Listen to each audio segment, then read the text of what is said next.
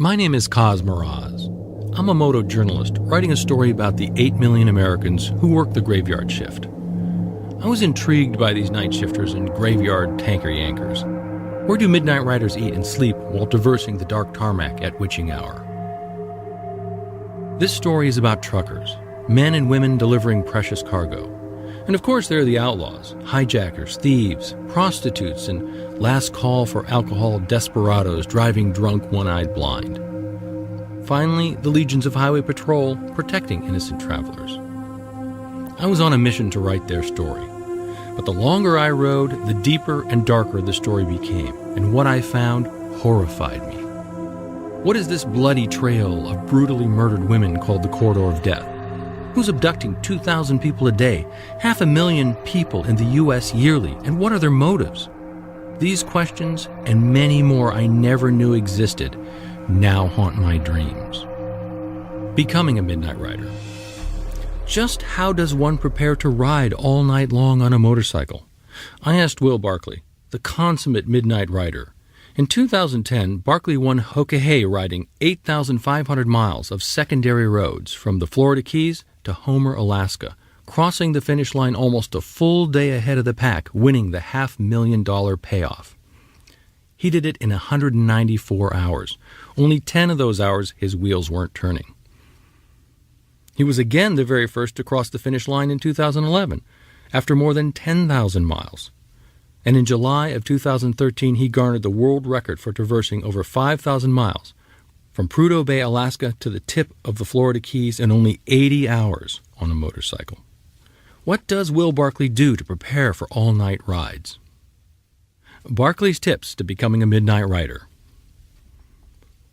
Number 1, light up your ride. Get accessory running lights, side lights, low lights, high-intensity discharge lights, reflectors, any pair of HID lights, and you will own the night. 2, carry small flashlights. I started the Hockey with half a dozen small LED lights tethered to my coat as zipper pulls on my tank bag, in my pockets. I finished with 1. I particularly like the dim ones so that I can examine an instrument or map without much damage to my night vision, Will stated. 3. Today's technology affords good-looking gear that lights up like a Christmas tree when hit by headlights. 4. Expect the worst weather. It's gonna get cold. If you need heated gear, get it, especially for your hands. 5. Be mentally and physically prepared. Reset your internal time clock by staying up all night and sleeping all day. 6. Plan fuel stops. Some fuel vendors close for the night. In some states, it's unlawful for them to leave their self-serve pumps powered unless there's an attendant present. Carry at least 1 gallon fuel can in a saddlebag. 7. Clear field of view.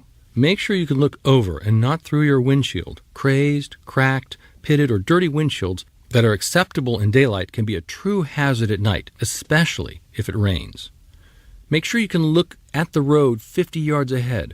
I carry a microfiber cloth to wipe and clean the top few inches of the windshield while riding, Will stated. Truckers still use CB radio, and I get one for the trip. Pretty cool. Breaker, breaker. See any Smokies, Bandit?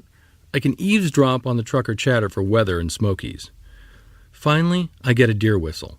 Manufacturers claim their devices produce ultrasonic waves that cannot be heard by humans, but will startle deer into either freezing in their tracks or darting away.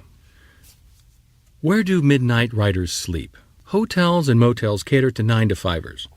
So where will I sleep in the daytime during my 6 nights of travel?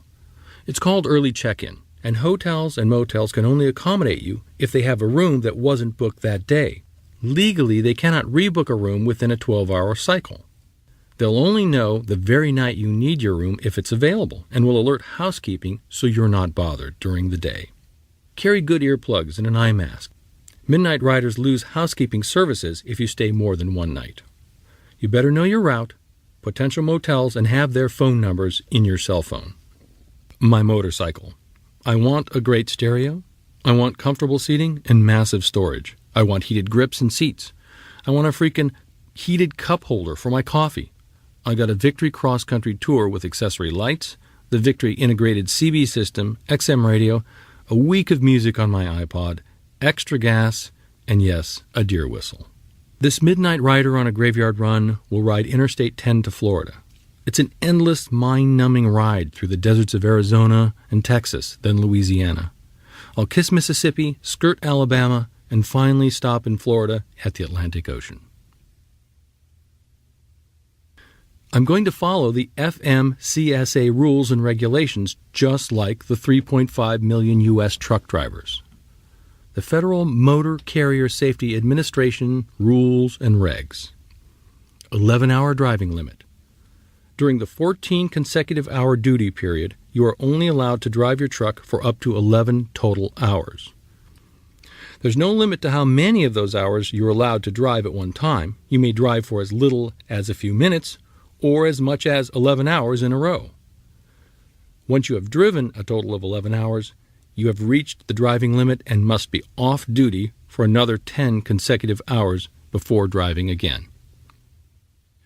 60 hours in 7 days. You are not allowed to drive after you've been on duty 60 hours during any 7 consecutive days.